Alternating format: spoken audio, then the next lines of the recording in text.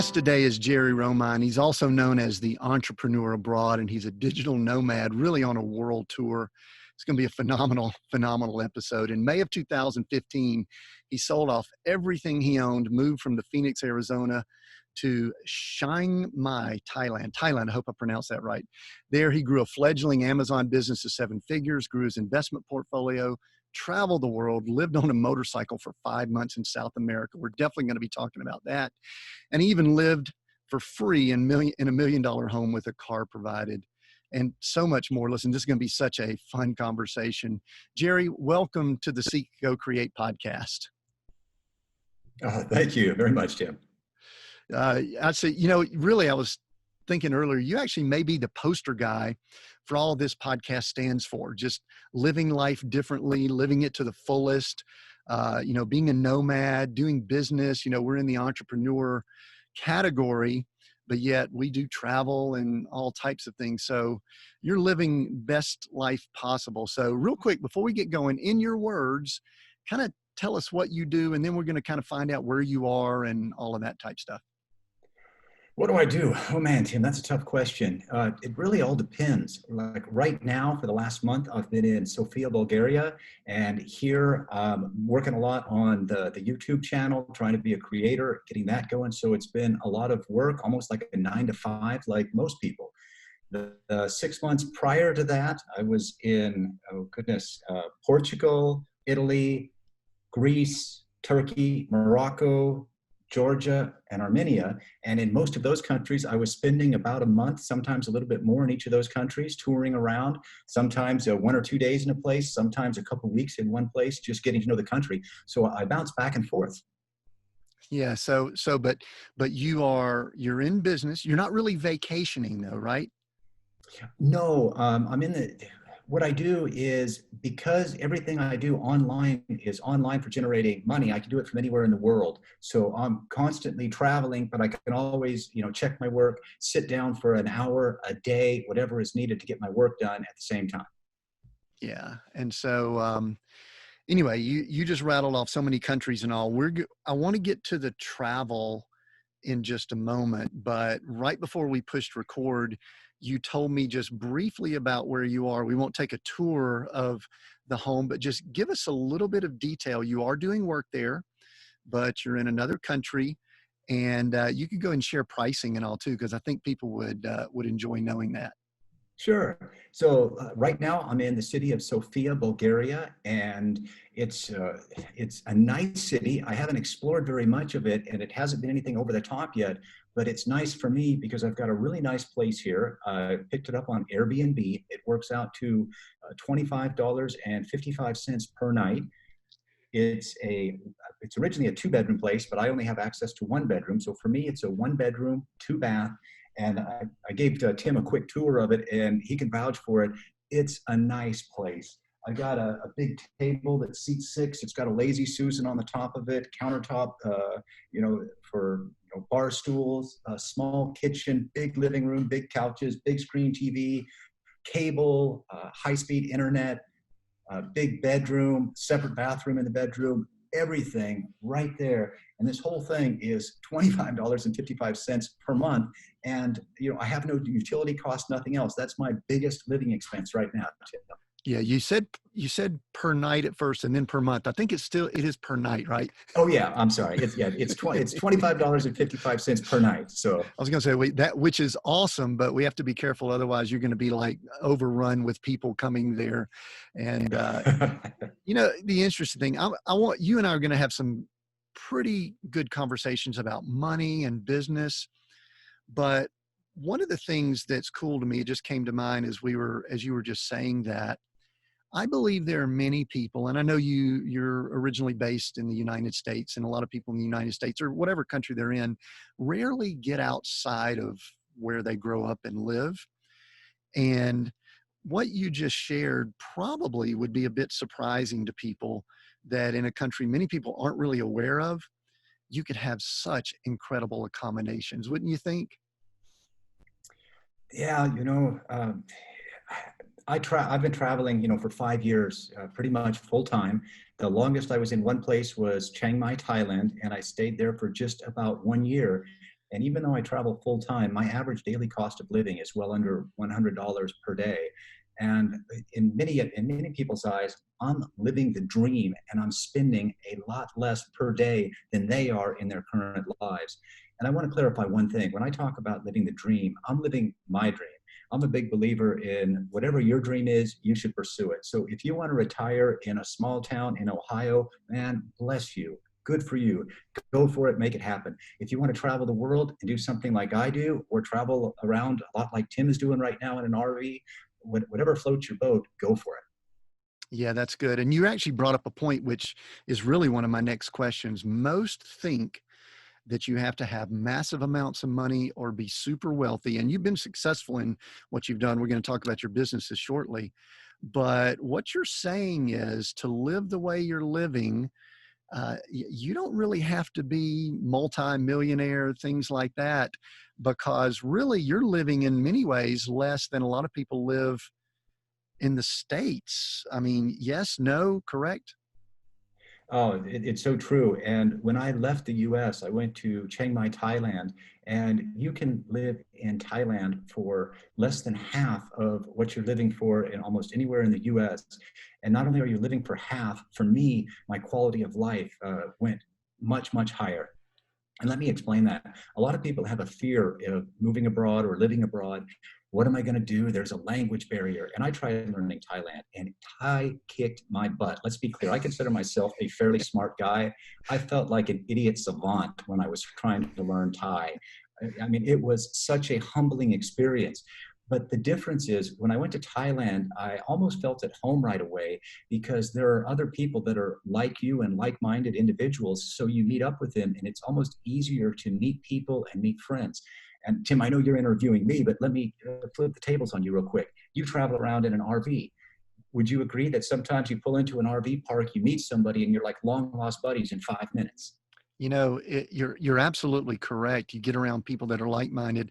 We have someone on the other side of us where we are now that's a 26-year-old student doing medical school online. Now, how cool it is to have conversation with her. She's a single female.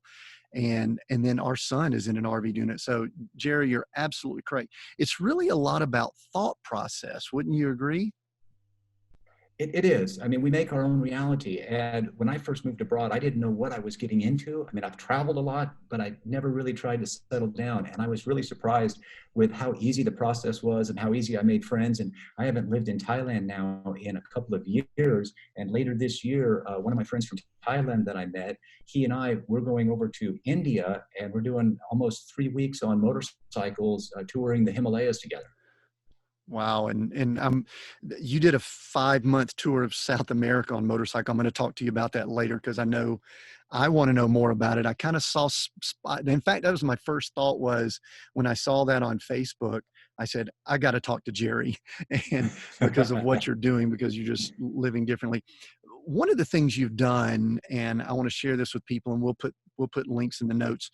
You've started a YouTube channel to share about how you're doing, how you're traveling and how you're making money and a lot about your background and things like that. And there's some about money recently that I'm going to ask some specific questions, but I want to shift just slightly. And I want to ask you, Jerry, you and I met way back when we were around some of the brightest marketing and business minds in the world, in the Dan Kennedy world. And I want to ask you, what is your relationship with money? A lot of people get really weird when we talk about money. I get the impression that you are very comfortable with money. You know, I love that question. I'm going to answer it in a couple of parts. The first is what's my relationship with it? And I would say it's respect. And I respect money in the same way that you respect a tool. Whether it's a hammer, a screwdriver, or a gun, it can do a lot of good or it can do a lot of harm. And it depends on the person that's behind it. So the short answer is it's one with respect. Now, when you ask me about being comfortable with money, yes, I'm comfortable with money, but there's a longer answer on that. And since I was at a young age, you know, probably 12, 13, 14, I knew that I wanted to pursue, you know, getting wealthy. And for the longest time, I wanted to make $1 million. Didn't have a clear idea on really what $1 million was or what it meant, but I had that goal clear in my mind. And so I worked very hard to pursue that goal. And I actually have had a couple of different businesses over the years that have done very well. But the funny thing was that sometimes the money didn't stick with me. And it's really, I'm not a touchy feely woo woo into crystals type of a guy, but I can tell you that when it comes to money, when you're ready, the money can come to you. And it wasn't until I really got right in my life, I'm not going to say right in my head because I don't know that that was it, but when I got everything right, the money just started to seem to flow better. And I don't know if that fully makes sense or not, Tim. I don't know what your journey has been, but hopefully I'm conveying something that you can follow.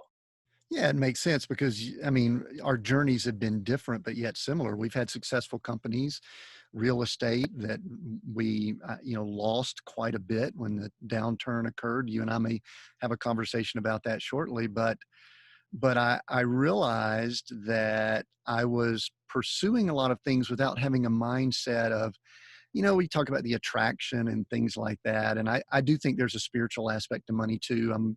I'm an engineer, so I'm not necessarily as, woo woo either, like you mentioned, but there is something more to it than just the physical paper that a lot of people think that it is. So I love that. Now, one of the recent videos, and I recommend everyone go check this out. You did a YouTube video on that as at the time we're recording this on how you became a millionaire. And there's a number of things on here, but I saw on that you mentioned, I'm going to ask you some questions about that you're growing up, your mother instilled a work ethic. You mentioned that really quickly on the video, but I bet there's more to it than just that short statement. Tell us about that. Oh boy. My mother, she is quite the woman. She came to this country as an immigrant and had to learn the language. And I remember when I was growing up as a kid, she was in real estate, and this was back in the 70s.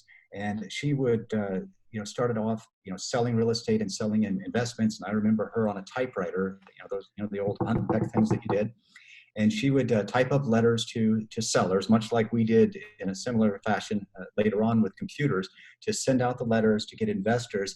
And what happened with her was she was selling the investments, and then in the late 70s or early 80s, a recession hit and nobody was willing to buy the properties. So she became a real estate investor and started buying the properties. And this was a completely different term than what we grew up in, where the interest rates were, in the low 20%. You talk about a different game in real estate altogether.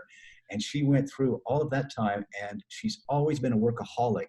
Fast forward today, she still has a real estate brokerage office, and she's the broker and owner. Last year, she was Realtor of the Year. I think she's 75 years old. She won't get mad if I miss by a year or two. She might be 76. She still goes ice camping with crampons, and those are the spikes that you put on shoes. And she climbs mountains, does ice camping, and whenever we get together, we'll go out, we'll do hiking or different things like that. And I've got to work to keep up with her. So she's been a real huge part of my inspiration for living, for health, for attitude, and she's not slowing down. So as you were coming along, and you and I are, I believe you're a few years younger than me. I think I think in your late 40s, almost 50, and I'm in my mid 50s. But our generation, we kind of had a work ethic in the way we grew up, but it sounds like you got double doses of it from watching your mother. Yeah, I can't even tell you if she's ever watched TV or anything. She's in work mode, even to this day. She gets up at about 5:36 in the morning, depending on the time of the year. She's out the door 6:30 to 7, goes straight to the office. She works, and then she only comes home early enough most of the time in the spring and summer months so she can work her garden, because that's important to her. And then she works a few more hours at night, goes to bed, and it's wash, rinse, repeat, except for one day on the weekends and occasionally two. And she likes to take one day off to go hiking somewhere. And that's about it. I can't even hardly get her to take off at 3 p.m. in the afternoon to go get a piece of pie because nope, I've got to be working. So that's her work ethic. So that's pretty driven. Now you mentioned, and you said she's come to this country, but you're in a different country. That was the US that she's in. What was her heritage? Where did she come from? She came from Germany. Ah, so your background is German. All right, very, very cool. Well, You can't tell by the big nose. Come on, Tim. yeah, no, no, no. For those listening on your podcast, you can't see that visual, but The both nose is Jerry, huge. but both Jerry and I have pronounced proboscis, our noses. So anyway, so that work ethic. All right, so that was critical. Now, there's another piece in that how I became a millionaire video that I enjoyed. There's really a couple of things, but one was on the flip side of the work ethic. You use a term that's I think kind of a cool term. You talk about all the ballers online that are just blowing through money and they're renting airplanes and houses to show off their wealth. And listen, I've seen a lot of that too. I did a multi-level marketing business back during the 90s, and it was almost as if people showing, lifestyle was what the business was. And there was some good things to it, but that was not very positive. But you talk about entrepreneurs blowing through money, but then you also do the flip side of living below your means.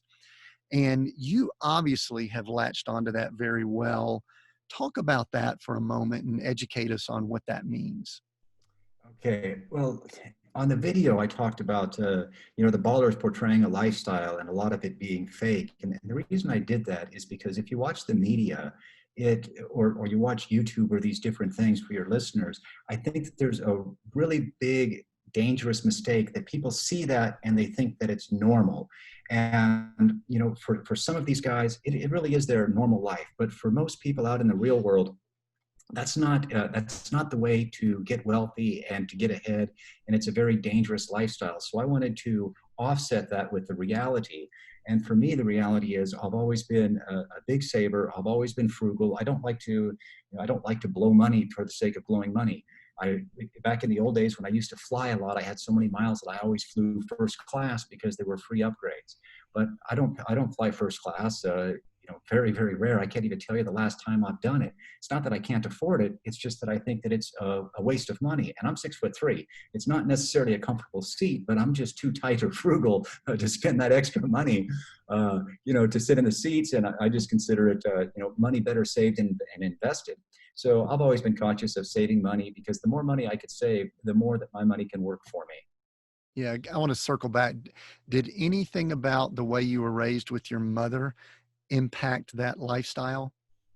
Absolutely. My mother, she's been through different cycles, like all of us have on the wealth scale, up it and down it. And I remember one time in our lives that I learned this, later on, that she was pretty well to do financially, and I mean she had surpassed that $1 million mark in equity values and a fair amount of cash and different things.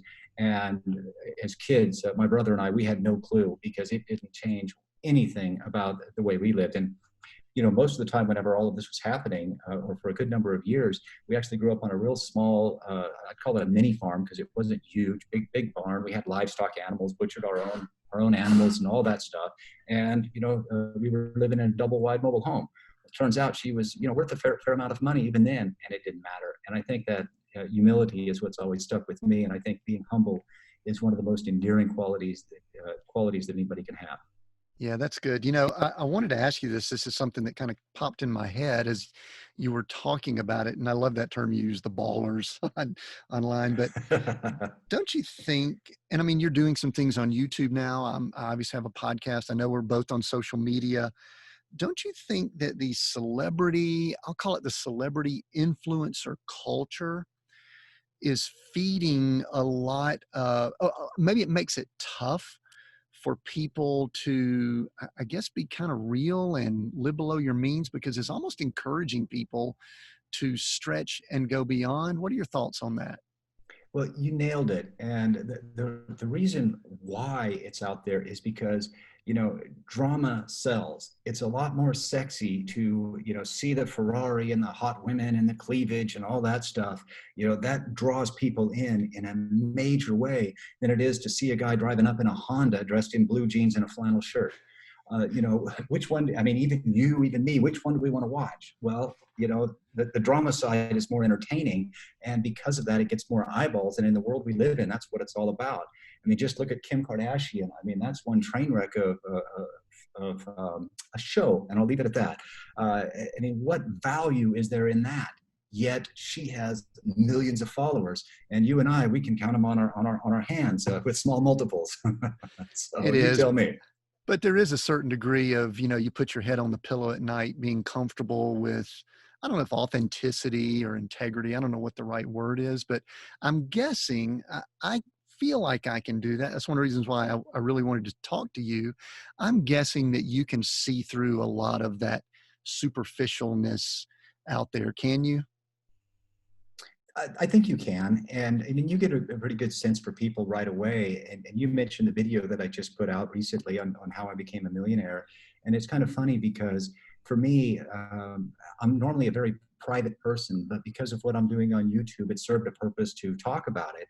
And very few people had any idea of my real business success, my failures, because I'm so private, or what I was worth. And I've had several people contact me since then, that said, "Man, I didn't know," and that's how I liked it. I'd much rather normally be the quiet guy than the guy bragging about things. So, for me, I think the humility works. And if you really want to get rich and stay ahead, the best thing you can do in most situations is stay quiet. It's even a form of asset protection. If people think you're worth nothing, you're not worth suing, and that's a good thing. Yeah, that is a good thing. All right, you mentioned it, so I'm going to kind of drill down a little bit more. I believe it's difficult to go through life in business as an entrepreneur without having hopefully tremendous ups and some downs. And we haven't shied away on this podcast, Jerry, about some of our background and, some business failures. We've talked about successes and things like that, but in how you became a million, that video, you talk about some ups and downs, successes and failures. And listen, we were all doing real estate in '08 and things like that. What can you share about, let's just call it failures? I think when we look back on them, they may not be, they could have just been experiences, but what can you share about that? Maybe a little more detail than you did on the YouTube video, because I think people learn from that. Oh boy. Well, let me start off by saying, the crash of '07 and '08 hammered me. I got humbled in a major way. Me I too. w- I owned a fair amount of properties in Arizona and Hawaii, and Hawaii's even though I was on the Big Island, it's not the cheap island. So I had a lot of properties, and when the markets took a turn and they hit Hawaii really hard, and values dropped over 50%. So to say that I lost it all would be an understatement. I mean, I got hammered, credit, you name it, and I had to come back. And that was a catalyst for me for changing my lifestyle, which I got into. I wanted something that wasn't geographically dependent, which got me to where I am now. So the failures can serve us in so many ways. One, we can learn from them and we can grow from them, and that's major. And two, they really make us who we are. If you want to play the safe road, go get a factory job. Even though factory jobs used to be good for 20 plus years, it's not the case anymore. But you get what I'm saying. You go Yep. for the safe job. You never take any chances. And at the end of it all, you hope that retirement and Social Security and the government's going to take care of you. I'm all for saying, heck no, I'm keeping it clean for the show. There's no way I want any part of that lifestyle. And if you want to get ahead, you've got to take a risk. And there's nobody that got ahead in business, that got ahead in sports, that got ahead in anything without putting in the time and having successes and failures and learning how to get through it. Right. And Jerry, there's a word you mentioned earlier. You talked about humility, which in a lot of business circles is not a word that people bring up. And and I remember meeting you years ago, and I kind of watch what you're doing now, and you may remember me. And one of the things that I believe these experiences do, the positive of it, is it just emphasizes the need for humility. What Talk about maybe a little bit your personality before and then how just this journey has impacted humility, and we've already talked about your relationship with money, because I think there's value there, and I think there's a generation coming behind us that need to hear it. Okay, I'm going to rewind the clock a long ways back. And I went in the service when I was 18, and I went into the Marine Corps. And pretty much the main reason you go into the Marine Corps is for ego. You've got the other services that can offer all kinds of different things, But the biggest draw to the Marine Corps is ego. You're the biggest, you're the baddest, you're the best. So at that stage in my life, that's where I was. And I graduated high school in 3 years. I've got a master's degree with a 4.0 average. So I like to consider myself a fairly bright guy. And the military was really, really good for me because I went in enlisted. And when you go in on the enlisted side, you have to take orders from those people that outrank you, and everybody outranked me. So my first really big lesson in humility was the Marine Corps. And I got hammered there pretty well with having to learn my place. And I mean, I've had all kinds of extra duties and different things from it. So that was a humbling experience. And then from there, I went straight into the real estate world. And, part of it was the being headstrong in your youth. And then I think as you get older and wiser and more experienced, there can be, for some, a natural a natural course where you just simply get more humble and you respect wisdom. And, some of the people that I met along the way, taught me humility. There was one gentleman and he owned a multi-million dollar ranch. And he was as down to earth as they come. We'd get together. He wore, cowboy boots, blue jeans, a flannel shirt, super humble. You'd have no idea just how humble he was or what he owned and did. Another gentleman I knew, you probably know his name anyway, or his company. You ever heard of Geldwin? Yes. Yeah, Big. Geldwin. Dick, yeah, that's right. Geldwin, they make doors and windows. They own timber all over the world, including in Russia. And I was in a small town in Oregon called Klamath Falls. And at one point in my time, I played a lot of tennis, and I went to the first college in the world where you get a degree in tennis. And I was a licensed tennis pro for a very brief period of my life. And one of my friends played tennis and was friends with Dick Wendt.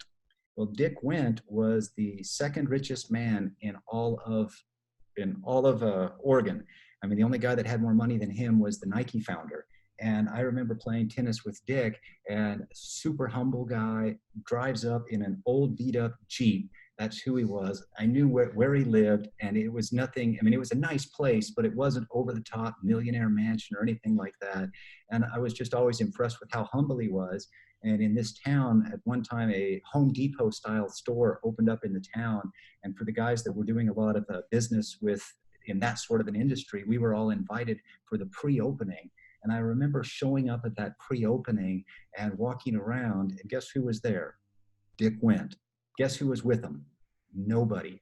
And I mean, he had like one or two aisles that were nothing but Geldwin products. And he was just simply walking the aisles all by himself. And I've just always admired people that were like that. So I've worked hard to be like that myself. So he didn't have handlers or a posse or photographers or any of that around him. No, and he could have bought almost all of the baller millionaires online out there today. So I love that term. I was hoping to provoke you to say it again. So anyway, well, one thing you mentioned, and I think you may have covered this, but I just want to ask it a different way because I had written it down, but you kind of went there. You said that some of the challenges you went through became a catalyst for the way you're living now. Uh, a little bit more on that. Talk about, obviously you were in real estate, so you believe that homes and things like that are awesome. And you mentioned geographic specific, but talk a little bit about more. Some people don't even know what geographic specific means. okay. Well, let's start off with geographic specific. So for me at that time, I was heavily involved in real estate, which tied me to a geographical area. I lived in Phoenix, Arizona, and I also did business on the Big Island in Hawaii. So I would go between the two for different projects, and that kept me tied to the area. Where the catalyst for all that changing was when the markets crashed and I got hammered. I knew that I could get back into real estate and make money. I had the skill set. I understood the markets, had crashed, but I think we all knew that they were going to come back, and it wasn't the end of the world. So we had the skill sets, but I decided, you know what? I really don't want to do it. My heart just wasn't in it after getting everything stripped down and taken away that way. So that was a catalyst for me to do something new, but I wasn't sure exactly what I wanted to do. And at that time, I decided, I've got a marketing background, so I decided to become a Facebook marketer, and I got my butt kicked in that for about a year. And then I called up a friend of mine and asked him for help, paid him to mentor me, where I went out and spent a week with him. And that led to a very good couple of years that were very profitable for me as a Facebook marketer. And this was back in the heyday of Facebook.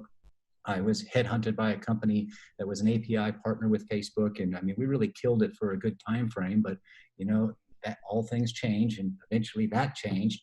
And that was the next catalyst for me to make another change. So I ended up in Bali, Indonesia, with two friends of mine, and we were going to start a brand new business. But we all had different skill sets. We were all very accomplished in different fields, but we really didn't know what we wanted to do. So we went over to Bali hoping that we could come together and work on something big. That didn't work out, but while I was there, I met two guys that were killing it on Amazon, and thus began the Amazon adventure. Yeah, that's cool. So and there's like two or three different directions that I would love to go here. And I want to dive into the travel more, but there's another YouTube video you have that I highly recommend people listen to. And we're going to put links down in the notes. It was the top 7 financial mistakes. And I believe that the experiences you've talked about, really allow people to have credibility when they talk about mistakes. But there's 7 of them there. I'm only going to ask you about one of them here. There's one point you make, and you talk about investing in you or investing in yourself. Can you give us some tips, some pointers, maybe your background, what you've done? Because many people think they understand that, but they really don't. So share with us some on investing in yourself. Okay. I think that's one of the most important things that anybody can do. And the reason why is I look at, learning and investing in yourself in a simple way. Either you're learning and growing, or when you stop learning, you start dying. And because of that, I always want to be moving forward and learning. And, how could I go into that deeper? I started at a young age, and, at that time, real estate was my thing. Then I progressed into different businesses and ventures. And if we don't always continue the journey, we're not going to be able to take advantage of what's out there. I mean, look at us right now. We're doing podcasts and, social media and YouTube. 20, 25 years ago, none of that was even available in any way, shape, form, or context. And of all the things that you do and who you are, the person that's most in charge of your success is going to be you. And why would you let that be a dead asset that wasn't constantly growing and improving? Yeah, absolutely. So what are some of the things specifically? And I was going to ask later about your routines and rhythms, but I'm going to go ahead and ask it now. What are some things that you do right now, especially as you travel, which sometimes can mess up? I notice that I get a little bit out of sorts when I'm traveling, or it's a move day or something. What do you do to keep feeding you? Well, yeah, one thing I like to do is I generally try to eat healthy, although that could be a real challenge whenever you're on the road. And I'll go in cycles. Right now, I'm just about to turn 50, and one of my goals is I want to be ripped with a 6-pack of abs when I'm 50. And right now I've got I definitely have abs, and for 2 weeks I've been on the egg diet, where I'm eating about 8 to 9 eggs a day, a few vegetables, and that's about it. And so I've got discipline in the diet. So one thing I think, what we put in ourselves is very important. And there's an old preacher. Have you ever heard of Bob Harrington? Yeah, I heard him. Yeah, I've heard of that name. Yeah. Okay. So Bob Harrington was a real interesting guy, and he was a preacher that talked about money, but even though he was religious, he talked about, and forgive me, I'm not trying to offend anybody, but some people with religion have a bad relationship with money, and it can be a real challenge. And he talked about religion and having money as a really good thing. And one of the things that I always remembered from one of his quotes was, "This ain't no trash can with a hairy lid." So that always that always stuck with me. Another thing that I do is I really try to limit what I allow into my system. So I don't watch horror movies. I watch action movies, crime movies, and some different things, but I don't watch, the flat out horror movies, with the blood and guts and all that stuff, because I don't want to put that into my system. Right? It's just not me. And then I always like to have positive influences in my life. So I do some positive and motivational reading. Way back when I used to, spend 30 minutes to an hour a day reading all the time. These days, admittedly, I spend a little bit less, but I still, go to different places or locations to, seek out that material, because I always want to, what you put in is what you get out. So I always want to make sure that it's positive and good coming in. And then I'm constantly, from an education standpoint, always trying to improve myself. So, I watch countless YouTube videos to understand, smash that like button, subscribe, what it means to have retention rates. And you're always learning your craft. And whether it's, real estate, marketing, YouTube, there's going to always be something to learn. And that's how I'm always investing in myself. Yeah, that's good. I think that's critical. And, obviously someone listening to this, they're listening to a podcast and educating themselves. So that's vital. And I'm definitely in agreement with that.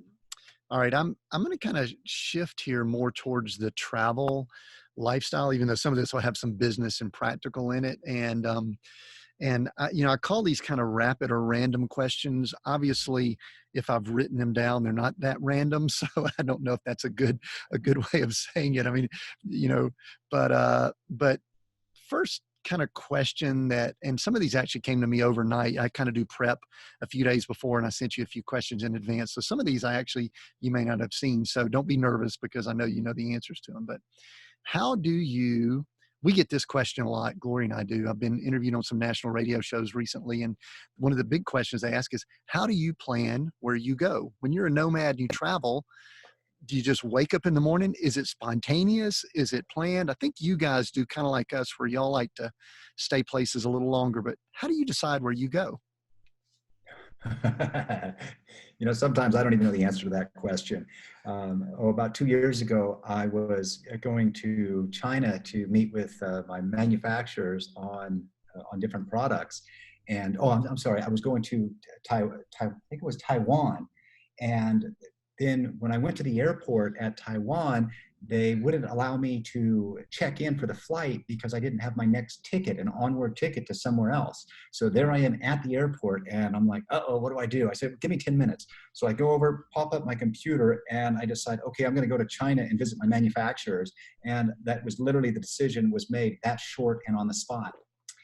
Now it's a little more interesting, where sometimes, I try to plan out about 4 to 6 weeks, because that's normally the best range to get airline tickets. So I'll normally pick my next place, and my girlfriend, she's from the Philippines, and the Philippines has a really bad passport, so she can't travel as easily and freely as us.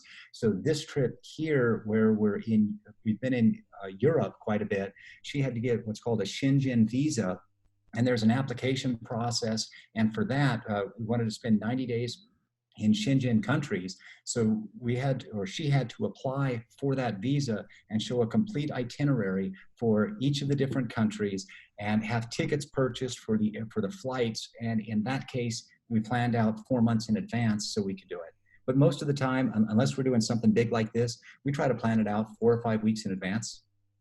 Yeah. And I noticed, just in doing a little bit of research, many of the times y'all stay places for like a month or so. I think you did Sicily for a month, and Crete, and you did Morocco and all that. Is there a time frame that's kind of y'all's sweet spot? Yes. Yeah, there's a very big reason on why I like to spend a month in a country. I think if you spend, a week or two in a country, it's kind of nice as a tourist, and you get a tourist viewpoint of it.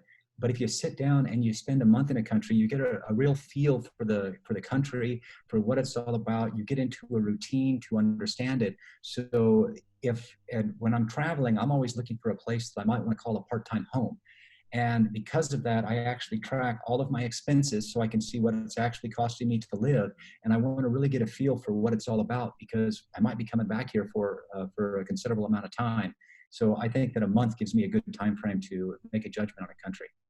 Yeah, that's good. We actually find the same thing. People all the time that you talk to, they think we're on a permanent vacation. We don't really go on vacation.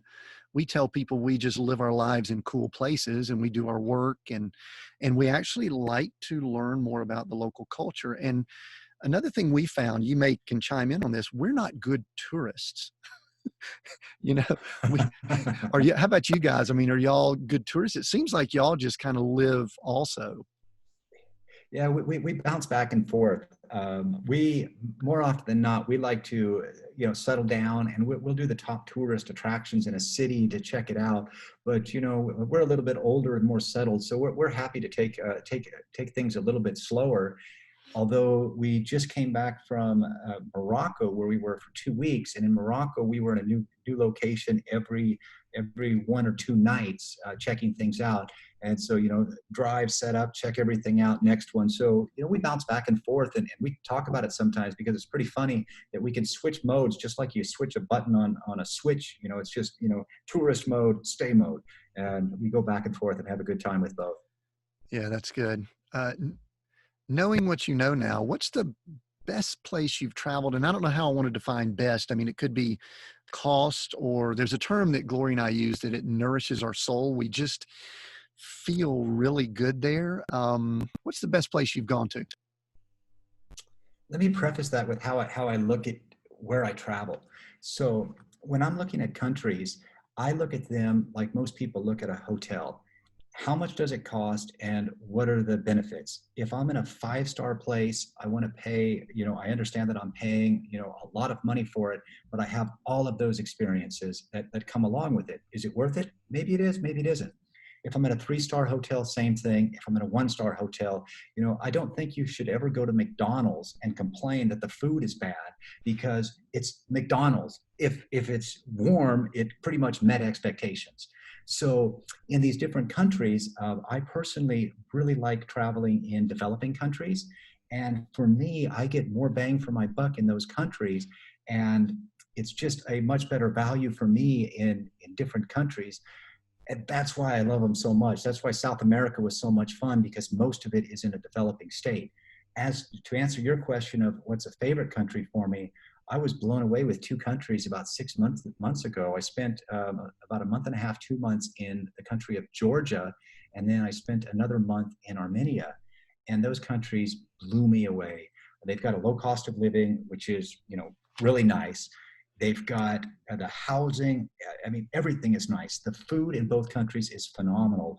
And the people, they're kind, they smile, they're easy to get along with. So I really felt at home in those countries, and it's a place that I could consider. And as chance would have it, I'm actually going back next month. And let me take it on a tangent here real quick.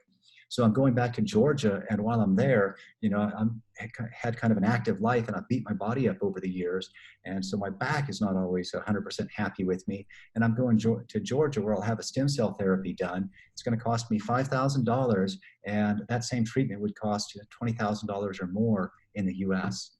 So just to give you an idea for value for money, and I think given those two choices, yeah, I'll take Georgia.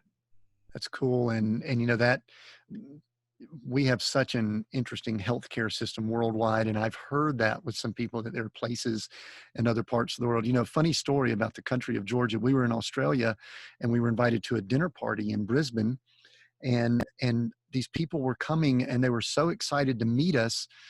And when they said, "Oh, we've heard you're from Georgia," and my wife and I said, "Yes, we're from Georgia. We're just outside of Atlanta." And you could see their faces just visibly show disappointment when they found out we were from the state of Georgia in the United States, not the country of Georgia.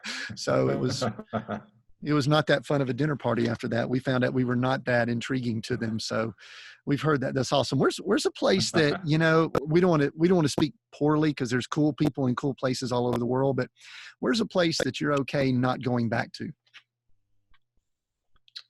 There's no place that I'm not okay going back to.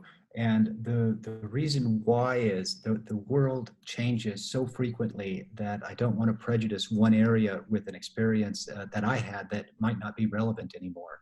That's good. And one example of a place that I haven't been that I think everybody will see right away is Venezuela. It wasn't that long ago that Venezuela was the richest country in all of South America. Fast forward a few years, and now they're in a state where when I took my motorcycle trip through South America, I avoided it because it just wasn't worth the risk and it was too dangerous. Well, I think in a couple of years, hopefully Venezuela is going to pull out of it, and I'd be more than happy to go there. Another place that comes to mind is, and this one's really popular with a lot of expats, and that is the country of Colombia. I spent, oh gosh, probably 5 or 6 months, maybe more, in Colombia over the last 2 years in the town of Medellin. And it's a nice town, good cost of living. Food's okay. I prefer Mexican food. It's just got more flavor and more spice. But what I don't like about Medellin is after dark, you simply don't walk around by yourself because it's too much of a risk. And I never had any problems there. I've had friends that have had problems, but I personally never had any problems. But I don't want to live in a place where I'm not comfortable letting my guard down and just relaxing. So Medellin, Colombia is a place that, it was okay. I'm not thrilled about going back to it right at this moment, but give it a year or two. Yeah, I'd go back and check it out again. Yeah, that's good. Very, very good answer on that, by the way, because you are correct. We've noticed that. All right. We get this question all the time, so I'm going to ask you this question. Where is your home base? Do you have a house? Where do you keep all your stuff? Well, uh, Tim, I became a minimalist, not because I'm into the movement, but because I had no other choice. So, what happened is I sold off everything that I owned in Arizona. And in Arizona, I had, a nice house. I had, a classic car, a motorcycle, a truck, and, everything was free and clear. So, I owned all of it. And I had an old boat because I loved to wakeboard. I sold it all off. And the only thing that I kept was my family, we grew up country, so, we believe in guns, and I own a few different guns. And so I've got one big gun safe that's got my guns in it. It's got a few other valuables, and all of that is stored with my best friend. And other than that, I don't have anything else stored. And I travel with everything I own, which is one big suitcase, the type that you check on an airplane, one carry-on size suitcase, which I really hate carrying, but I have to because it's got all of my motorcycle gear in it, and motorcycle gear is not cheap. So I have to carry that suitcase with me for the few times a year whenever I do jump on motorcycles. And then I've got one backpack that carries all of my electronic gear. And I'm a minimalist because, and this is where life gets really simple, and you could probably relate to this in a motorhome. In your RV, you only have so much space. Well, in my suitcases, I only have so much space. So if I buy one shirt, that means that one shirt from my current stock is going to be left behind and thrown out because there's weight requirements on airplanes. So everything is a decision like, oh, I like that, but what am I going to throw away? So that's how I became a minimalist, because I had to become one. Yeah, I like that. And, there's something liberating about that lifestyle, isn't there? Oh man, it's so funny. When I moved, I had everything packed to the max. I think I might have even brought, no, I didn't bring an extra suitcase, but I was definitely over the weight limits, and I was packed. Now my goal is all about getting down to, the lightest and least amount possible. And that's why I hate carrying around my motorcycle gear, because I don't use it that often, but I still have to lug it around. And it is so liberating and free. The less you have, the easier it is. One thing for those that we're actually videoing this so you and I can see each other, but for those listening on the podcast, I'm sitting here in the passenger seat of my RV in a black t-shirt, and Jerry is sitting over where he is in a black t-shirt. How many shirts and pants do you own? How many shirts do you have? And do you have like all type of colors, or do you have a few black shirts and that's it? Okay, well, I probably carry more clothes than I need to. Most of my clothes are, I've got a couple of items that are merino wool because they travel well, they don't hold odor, and they don't wrinkle too easily. I've got several other shirts that are dry fit shirts, and then I've got two pairs of blue jeans. I have one pair of they're called trekking pants. So they kind of look like slacks, and they can double for nice clothes. I got a couple of collared shirts, and I carry one pair of black dress shoes. I rarely ever use them, but just in case I go out or something of that nature, I've got them. And I've got two nice dress shirts, and I even carry a tie just in case. I think I've gotten rid of a tie. I'm not sure. I think I'm like at 56 years old. I'm saying, what? I don't think there's a place that I'm going to be invited to that I need a tie. So anyway, yeah, that's really cool. And I know a lot of people are going, wow, that's interesting. One of the things we find though, is there are not many places in the world that you can go to that you can't find something if you really need it? Or do you find that with the way you travel that, like right now where you're at, you're in a city, it's not a small town, it's a city. If you really needed something, you can most likely find it, right? Yeah, that is something that I learned really quickly, that no matter what you need, with rare exception, you can find it. The few exceptions are sometimes, if you need electronic things, and occasionally I might miss Amazon in the US, but even here, I was able to call up Amazon in, I think I went through Amazon Spain, and they ship here. So I was able to stock up on those items. But when it comes to everyday items, clothes, household goods, anything you might need, you can always find it. And that's also part of the fun of for us. Well, we like going to grocery stores whenever we're in a new country, because just to see what they have and how nice it is. And sometimes we go to, like in Armenia. Oh, I can't remember the name of the grocery store, but it put our grocery stores in the U.S. to shame. I mean, they had so many meats and cheeses, unbelievable, rows upon rows. And one of my favorite parts where there was, they have a big circular grill, and this thing is massive. You could probably fit 12 people around the outside of it. And you can go there and order your different meats, all kinds of different things seasoned. They throw it on this big old grill on spits and everything else, and you come back in 10 or 15 minutes, and you've got absolutely fresh, amazing food. You don't even have to go to the restaurant. It's right there, and you walk out, and I mean, that's a grocery store.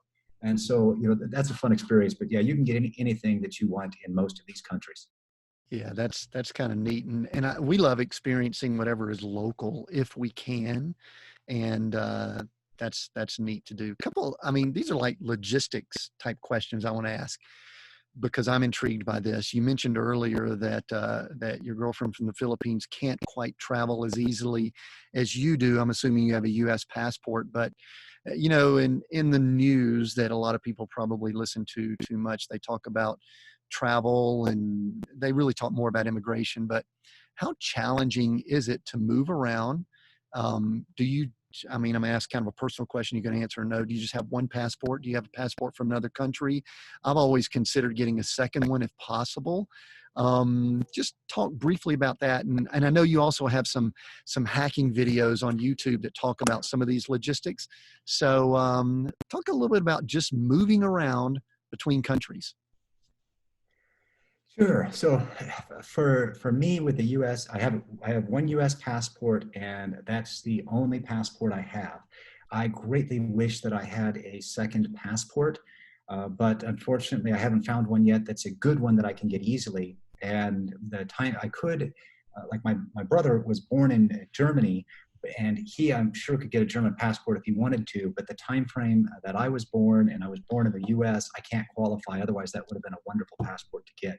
So if anybody knows of a passport I can get, I'm interested, send it to me. As for traveling to the other countries, it's not that hard at all. It's always just a plane trip, a plane ticket to get to them. With a U.S. passport, I can go to most places easily. And sometimes you ask me how I plan trips. There's different places that I want to go, and then sometimes I'll just go on to Google Flights, and you can search anywhere, or I think it's with Google Flights, you leave it blank, and you can just see the price of tickets going to different places. And if there's a really good ticket somewhere, I'll be like, oh yeah, I'll go there, I'll do that. And it's it's pretty easy. And being American, most places they welcome you with open arms because they want your money. The challenge for me is traveling with my girlfriend, because she's from the Philippines, and that is a much, much bigger challenge and requires a little bit more planning. Yeah, excellent. So, all right, now this is kind of maybe the thing we really wanted to dive into. You spent 5 months traveling on a motorcycle in South America. And we're connected on Facebook. So I would see piece parts of it. You know how Facebook, sometimes you see some of it, some of you see parts of it and all, but I would love for you to just take, we're going to be wrapping up here in not too long, but take some time. Number one, what was the catalyst for that trip? Maybe a brief bit about the planning, or did you just go and then just tell us some about it? I mean, it seemed phenomenal. So 5 months on a motorcycle in South America. Oh, 5 months. So the catalyst for that trip was I was in Thailand, and I wasn't sure where I wanted to go next. And I've always wanted to do South America on a motorcycle.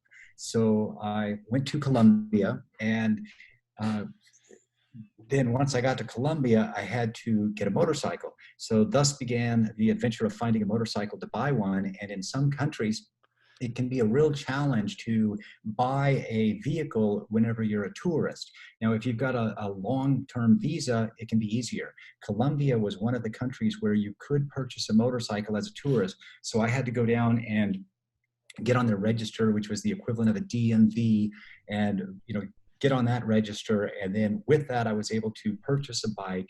And then I invited my girlfriend, said, "Hey, do you want to go around South America with me on a motorcycle?" So she jumped on a plane and came over, and then we were off and running.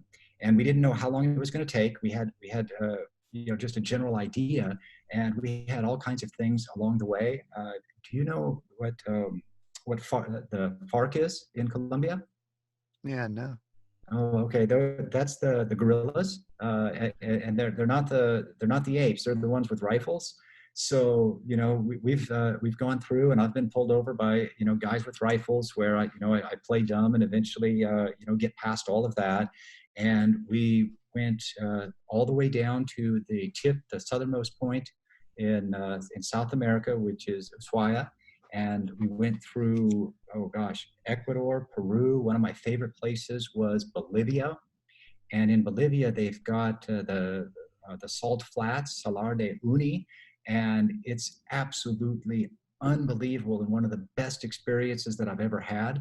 Uh, and we did a several-day tour, super, super cheap, staying out in the flats, just everything. I mean, it's overwhelming with how beautiful it is. And I definitely recommend it. And I've got other friends that went before me on motorcycles, so I would follow them, and they took their motorcycles out on the salt flats. And then all but one of them had their motorcycles stop working because of the salt and the corrosion. And so, I knew not to take my bike on it. It wasn't worth the risk. So that's why I booked a tour and went around in a nice vehicle on that sort of stuff. And you learn from it. And then here's something, depending on how much you followed me, you may or may not know this. When we were getting close to Cusco in Peru, my girlfriend ended up breaking her leg. And so that threw a wrench into things. And so she I won't tell you the story, but it was a really slow speed wreck. You always blame the driver on that.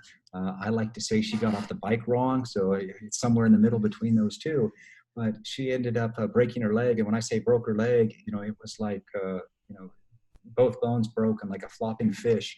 And that was an experience where, we go into a car, we get taken to the local hospital. I have to get drug tested, which is standard over there to make sure that there wasn't a problem. Then she gets taken over to the other hospital in Cusco, which is an hour away, into an ambulance.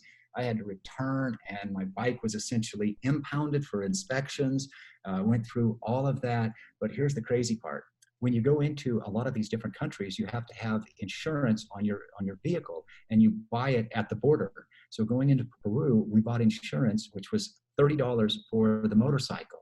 And it was a real blessing that the police and everything got involved. And in this accident, there were no other vehicles involved. So we have all of these police reports and everything. Long story short, because the police were involved, we had a record, we had everything. We get to the hospital, and that $30 insurance covered all expenses for her broken leg. We were in the hospital for about 2 weeks because she had to wait for 1 week with the broken leg while she was waiting on the parts of the titanium to come from another city. But it was all paid for. So earlier you mentioned about insurance in the US and how it's expensive. And so $30 covered a broken leg in Peru, and that's pretty cool. And then we go all the way down. We caught all of the beautiful things in Chile and Argentina, Patagonia, absolutely gorgeous. We've frozen our butt off crossing the mountains, the snow. You saw a lot of the different pictures, and I think you can find some of that on my Instagram as well for those that are interested. And then we came all the way back up and sold the bike, and all told, it was a 5-month trip. And here's one of my favorite parts, Tim. The total cost of that trip for 2 people was $81.55 per day. That included haircuts, repairs on the bike, fuel, every cost that you can imagine. The only thing it doesn't include would be the loss that I had on the bike, which was probably $1,200 or $1,300 from when I bought it to when I sold it. Wow, that's phenomenal. And you're right. I mean, what an experience that you had that now, you can, that's just one of these things, stuff is replaceable. That's not, and that's No, phenomenal. and for most people, that is an epic trip of a lifetime. Now not everybody wants to be on a motorcycle. I get that, but get the context of traveling South America 5 months, doing what you want, when you want, and how you want. That's an epic trip of a lifetime. And two of us did it for $81.55 per day. I mean, that breaks out to what, less than $42 per person. Come on, man. Most of you guys that are listening aren't living on that. And this is all what's possible, out in the rest of the world. And, the United States is a wonderful country. And it's one of the places that when it comes to the opportunity to get ahead, it's one of the best places that I've ever seen. Of course, I think the world is changing now with the internet and the World Wide Web. But when it comes to living, there are so many places that I can live for a fraction of the cost that for me are more exciting. That's why my dream is traveling the world. And, for the next couple of years, I think that's what I'll be doing. Yeah, that's incredible. And listen, I know that there are people listening right now, and we're about to wrap up here with a question or two, but there are people listening, and some of this conversation might even be making them uncomfortable. They want to go out and experience more. They want to stretch and make themselves do some things like you're talking about. I know your YouTube channel is a great place to go because you provide tips and education and things on this, but just a few little tips for someone who might be listening, Jerry, as we're getting close to wrapping up here. They might be listening and they're uncomfortable and they just want to do more of what we've been talking about here. Encourage them or give them a tip or two that can just kind of help them. First tip is man up. And I mean that in the nicest, sincerest way possible. Man up, decide what you want, and go for it. And then, once you put your dream in motion and take action, it's going to happen if you work hard enough for it. And the second thing is, now a lot of people get uncomfortable because of the money and the finances, and I completely understand that. And that's where you've got to live within your comfort zone. And the first thing you need to do is get yourself a rainy day fund. If that rainy day fund for you is 3 months, 6 months, whatever it might be, get there so you've got something to fall back on. Because let's say you did something crazy and you spent a month in a foreign country or 6 months. You've got the finances for it. Worst case, you can come back and do what you've always done. And for me, when I took off and I moved to Chiang Mai, Thailand, over 5 years ago, I had a fledgling business. I think it was bringing in less than $3,000 per month. But I knew that I could save money by living abroad. And that fledgling business simply grew to over 7 figures. And, it would have never happened if I didn't man up and say, I'm going for it. That's good. Take action too. I kind of took that. So, Jerry, this has been so much fun. I knew it would be. I knew just from interacting, you and I, it's been a long time since we've connected, but just a couple things to wrap up here. What's next for you? Just in general or specific or whatever, what's next?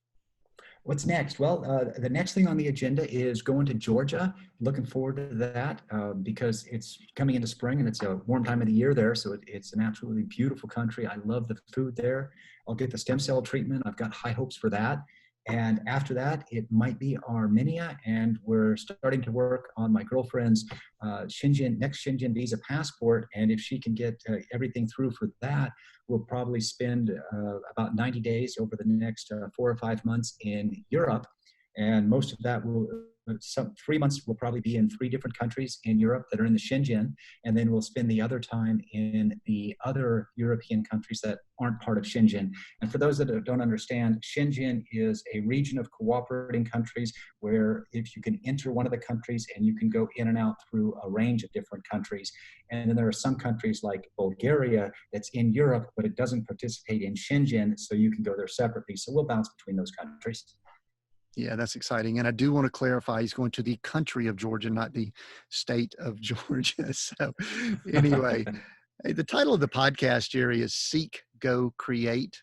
Which one of those words jumps out at you and why? What's one of those words that Oh speaks to you? man, I would have to say probably go, because I'm an action oriented guy. So, go for it, whatever it is, man. You got to go. You don't want to sit in one place. So go.